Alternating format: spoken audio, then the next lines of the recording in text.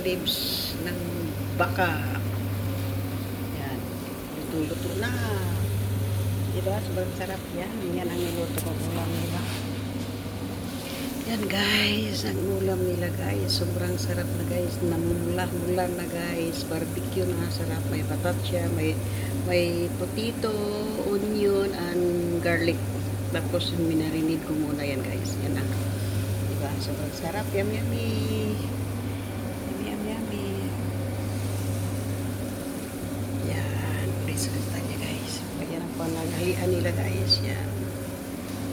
Sarap-sarap guys. Diba? Sarap sa pagkain yung ganyang tsura.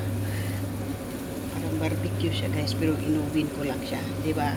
Sarap. Sobrang sarap niya guys. Yummy yummy.